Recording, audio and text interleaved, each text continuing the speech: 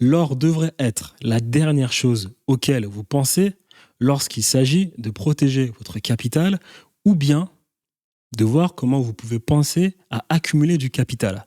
Ça devrait être la dernière chose. Essayez toujours de savoir si vous n'avez pas le moyen d'aller ailleurs. Depuis que les États-Unis d'Amérique ont officiellement renoncé à l'étalon or, la boîte de Pandore a été ouverte. Et donc, du coup, regarder l'or par rapport à toutes les manipulations de la monnaie vis-à-vis des États, ça ne sert absolument plus à rien. L'or, c'est le dernier des derniers recours lorsqu'il faut rembourser les investisseurs étrangers, pas à l'intérieur du pays. À l'intérieur du pays, c'est-à-dire, par exemple, le gouvernement japonais qui doit aux Japonais, c'est complètement différent. Mais par contre, rembourser les investisseurs étrangers, c'est quelque chose de différent. Le problème qu'il y a en France, et c'est pour ça qu'il faut faire attention avec l'or, c'est que avant d'aller taper dans les stocks d'or, même si je sais pertinemment que Sarkozy l'a déjà fait, avant d'aller taper dans les stocks d'or, si Macron réussit encore aujourd'hui à emprunter de l'argent auprès des investisseurs étrangers, c'est parce que les Français ont de l'épargne dans leur compte bancaire. Ça, ils le savent. Et même d'ailleurs, lorsque les systèmes bancaires commençaient, lorsque l'industrie se développait et qu'elle commençait à aller de plus en plus vite, notamment avec l'Empire britannique, et que derrière les marchands ont appris que esclavagiser des États était un moyen exceptionnel de faire de l'argent. Ils ne pensaient pas à récupérer de l'or, ils pensaient à récupérer l'argent prêté aux États au travers de l'épargne des citoyens d'un pays. Donc du coup, qui payent des impôts. Ça n'a jamais été par rapport à l'or. Quand l'or commence à monter, c'est que c'est très mauvais signe. Vu qu'on vit aujourd'hui dans un monde capitaliste, donc ce qui compte aujourd'hui de nos jours, c'est l'accumulation du capital. S'enrichir au travers du capital et de l'argent. Ce n'est plus vraiment une question de terre comme à l'époque des nobles. Donc pour s'enrichir au niveau du capital, ça s'appelle tout simplement le capitalisme, tu dois, accumuler du capital et deux, le allouer ce capital. Donc pour ce faire, tu as ce qu'on appelle la machine industrielle. Donc tu as deux paradigmes pour ce qui est du capital. Tu as le capital qui te permet du coup de t'enrichir et tu as le capital qui... T'as le capital dans le sens l'enrichissement et t'as le capital dans le sens préservation de ton capital, de la valeur que tu as réussi à capter de par un appareil industriel. Donc du coup, quand on parle par exemple de monnaie, les gens pensent souvent que la monnaie c'est juste du cash. C'est pas que du cash. La monnaie c'est le taux d'intérêt, c'est aussi le taux de change. C'est avec cette monnaie que tu vas pouvoir travailler dans le gros appareil industriel en fonction des moyens que tu as, que ce soit le tertiaire, le secondaire et le primaire. Souvent, le tertiaire dépend du secondaire. C'est-à-dire que le tertiaire ne peut exister sans le secondaire. Et la plupart du temps, le secondaire aspire le primaire. C'est-à-dire que lorsque le primaire se développe, il tend à devenir secondaire. Tu peux prendre par exemple le cas des agriculteurs, où tu as les agriculteurs, au bout d'un moment, vu que l'économie se développe de plus en plus vite, et quand je parle d'économie, je parle surtout de l'industrie qui se développe de plus en plus vite parce qu'elle automatise et elle standardise au travers des machines, eh bien tu as un agriculteur, pour qu'il soit de plus en plus compétitif, il va devoir travailler avec des machines. Donc c'est pour ça que le primaire se fait tout le temps absorber rapidement par le secondaire. Et quand tu regardes l'histoire du monde, le secondaire, c'est la révolution industrielle, c'est les enclosures agricoles en Angleterre, c'est-à-dire on a forcé les agriculteurs à aller se balader dans les villes pour aller travailler dans l'industrie, parce que le primaire ne peut pas faire la compétition au secondaire, vu que c'est tout simplement plus rapide. Le tertiaire, c'est différent, parce que le tertiaire est peut-être plus rapide que le secondaire, mais sans secondaire, il n'y a pas de tertiaire. C'est ça que souvent, le tertiaire, c'est très délicat, parce qu'un pays, une superpuissance a toujours une industrie solide dans le secondaire. Donc du coup, en fonction de chaque individu, tu as normalement le primaire, le second et le tertiaire. À toi d'avoir normalement les armes pour t'enrichir dans l'un des trois. L'agriculteur, normalement, il va s'enrichir dans le premier.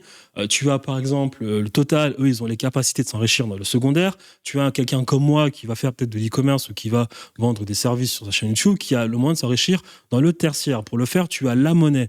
La monnaie, c'est le taux de change et le taux d'intérêt. Avec le taux d'intérêt, tu génères du taux de change, donc du cash, que tu investis dans ta machine industrielle. Pour moi, ce sera le secondaire. Je génère du bénéfice, je réinvestis, je rembourse l'intérêt, le taux d'intérêt que j'ai contracté. Et avec le reste de taux de change, je le réinvestis dans la machine jusqu'à avoir suffisamment de taux de change. Donc du coup, pour enlever un peu de ce taux de change, et du coup, ce taux de change, et du coup, le reallouer quelque part d'autre où tu as une autre forme de taux d'intérêt et une autre forme de taux de change, toujours pour accumuler du capital. C'est la relocation du capital. C'est le but du capitalisme. C'est-à-dire qu'on est arrivé avec un système où tu avais des gens qui avaient plein d'argent, des rentiers, qui laissaient leur argent dormir sous le lit. T'as les capitalistes qui leur ont dit, écoute, nous, on sait peut-être faire mieux d'argent que toi, passe-nous ton capital, on va le fructifier, on te rembourse ton capital avec un pourcentage, et nous, on prend quelque chose, et nous, on prend ce qu'on a pu fructifier, ce qu'on a pu créer à partir de ton capital.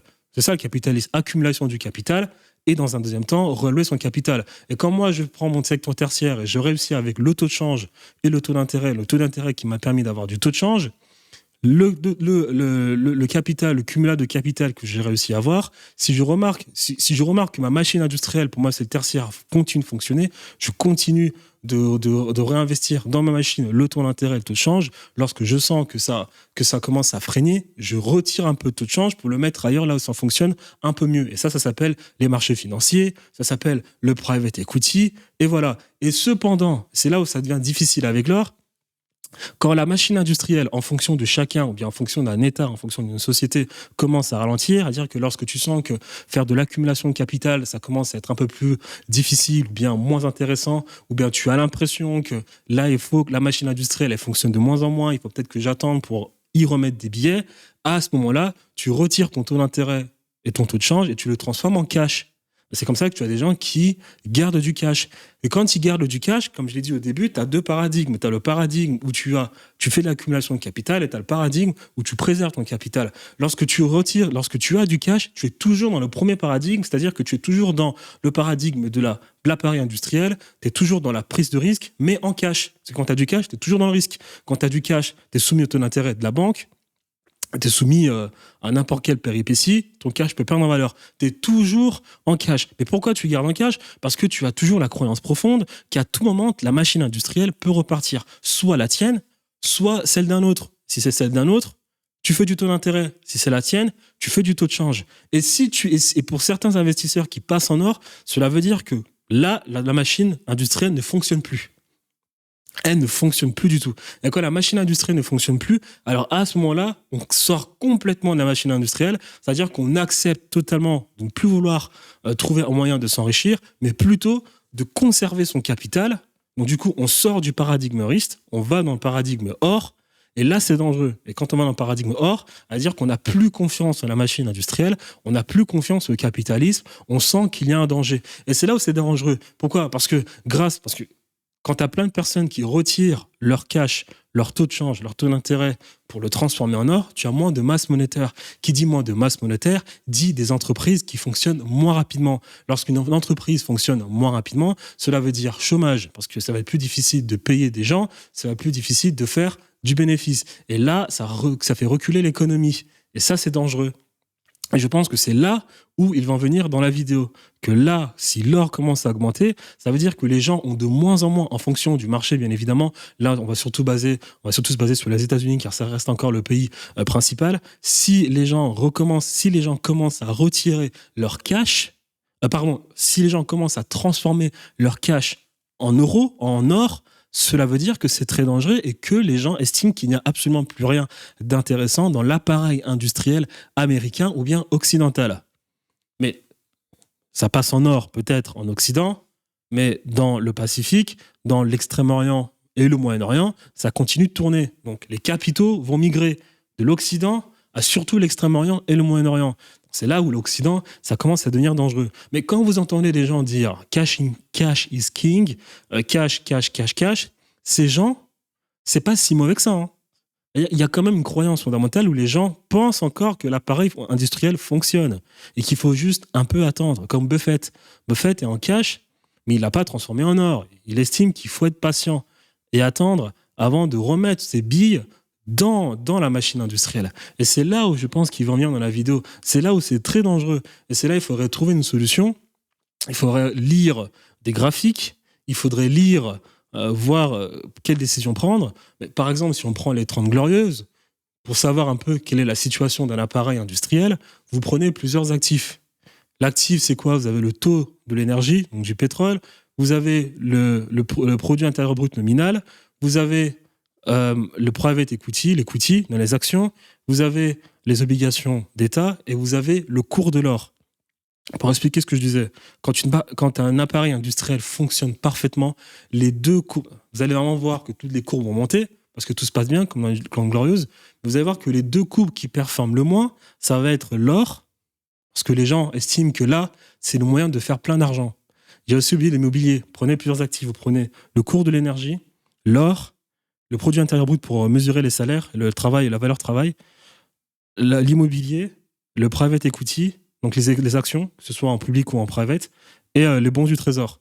Pour un paradigme tel que les 30 Glorieuses, vous allez voir que ce qui est tout en haut, normalement, c'est l'immobilier, le produit intérieur brut et comment ça s'appelle les actions, les equity, principalement. Après les bonds du trésor français. Et en dernier lieu, ça va être l'inflation, parce que c'est aussi un actif, l'inflation et l'or. Parce que les gens estiment que là, il n'y a pas besoin d'avoir de l'or, puisque l'appareil industriel fonctionne. Donc on y va, on se fait du cash. Et lorsque tout le monde, ça veut dire que les entrepreneurs se font plein d'argent, cela veut dire que les travailleurs se font plein d'argent, parce que tu as le produit intérieur brut qui monte, l'equity qui monte, les entrepreneurs se font plein d'argent. Si les bons du Trésor montent, ça veut dire que le gouvernement est viable et qu'il maîtrise bien la dette. Et normalement, si la valeur travail et l'equity fonctionnent, ça veut dire que tout le monde s'enrichit. Et lorsque tout le monde s'enrichit, vous avez l'immobilier aussi qui monte. Voilà, normalement, lorsque l'or fonctionne, cela veut dire que si les gens achètent de l'or, cela veut dire que vous avez l'or qui va monter dans les actifs, l'or va monter. Par contre, vous avez l'inflation, le produit intérieur nominal et les bons du trésor, parce que ça veut dire qu'on ne fait plus confiance au gouvernement. Donc on ne fait plus confiance à la monnaie. Et la monnaie, elle ne sert pas à dire que j'ai plein d'argent. La monnaie te sert de carburant dans un appareil industriel au travers du taux de change et du taux d'intérêt. Donc quand l'or monte, ça veut dire que vous avez, alors je répète, vous avez le produit intérieur brut nominal, vous avez les bons du trésor d'un gouvernement, on ne fait plus confiance au gouvernement, vous avez l'inflation, vous avez les produits intérieurs bruts, les bons du trésor qui descendent, qui sont plus bas que l'inflation. Ça veut dire que la valeur travail, elle est complètement à la ramasse, parce que justement, les gens retirent la masse monétaire, donc du coup, tout est à l'arrêt. Vous avez aussi la valeur immobilière qui commence à baisser, parce qu'il n'y a plus personne qui s'enrichit. Par contre, ce que vous pouvez avoir, c'est les actions qui restent encore élevées avec l'or, du coup, et l'inflation. Donc, vous allez avoir l'inflation, l'or.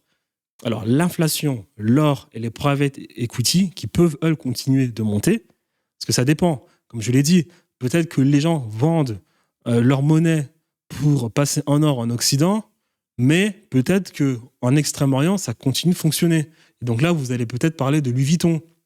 Même si aujourd'hui, c'est un peu difficile parce que vous avez la Chine qui a un petit problème de vélocité de sa monnaie, du coup, de valeur ajoutée au niveau de son appareil industriel, ça ralentit. Mais si vous prenez, par exemple, je sais pas moi, Total ou des entreprises qui sont capables de vendre dans des pays où ça fonctionne, vous avez toujours le private equity qui peut monter pour ces entreprises.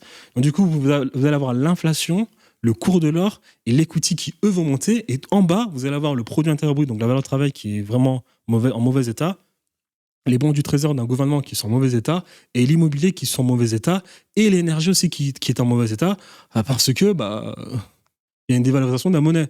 Donc du coup, ça fait que là, c'est mauvais. Et je pense que c'est ce qui est en train de se passer en Europe. Accumuler de l'or pour un État et accumuler de l'or pour une personne physique, c'est complètement différent. Une personne physique ou morale, lorsqu'elle accumule de l'or, ça veut dire qu'elle n'a plus confiance en son appareil industriel.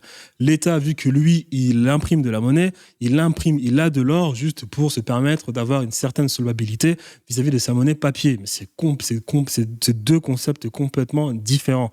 Et encore une fois, avant de commencer à paniquer pour ce qui est de l'or d'un État, il faut d'abord regarder l'épargne ou bien combien il y a dans le compte bancaire pour ce qui est des citoyens d'un pays. Parce que c'est d'abord ça qu'on regarde. Lorsque le Saoudien, le Qatari ou l'Américain BlackRock va prêter à Emmanuel Macron ne dit pas « j'ai beaucoup d'or ». Non, parce que l'Américain, lui, il prête. C'est comme je l'ai dit.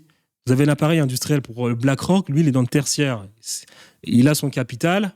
il a son taux de change, il a son taux d'intérêt. Donc, s'il entre dans les marchés financiers dans son appareil industriel pour aller prêter à Macron, c'est pas pour recevoir de l'or. Parce qu'il estime avoir un retour sur investissement et du coup, accumuler du capital. Donc, quand Macron lui dit prête-moi de l'argent, il lui dit pas j'ai de l'or, ne t'inquiète pas, Larry Fink, il lui dit non, ne t'inquiète pas, je pourrais récupérer cet argent pour te rembourser si tu capotes, parce que j'ai l'argent des Français dans la banque. Et je répète, la monnaie fait partie du paradigme appareil industriel. Il ne fait pas partie du paradigme conservation conservation de son capital. On est toujours dans le paradigme argent, industrie, voilà, toute cette sauce à l'intérieur. C'est ça que Macron garantit. Et c'est pour ça que le livret A et l'or, c'est complètement deux choses différentes. On a un livret A pour faire toujours de l'accumulation de capital, de par une relocation, c'est-à-dire peut-être que c'était dans un premier temps, peut-être que dans un premier temps, tu vas accumuler du capital au travers de ta valeur travail, ou bien au travers du taux d'intérêt, puis du taux de change, en créant de la valeur ajoutée, peu importe. Cette accumulation de capital, tu l'as mis dans le livret A pour essayer de faire une nouvelle accumulation de capital en diversifiant. Ça n'a rien à voir avec de l'or.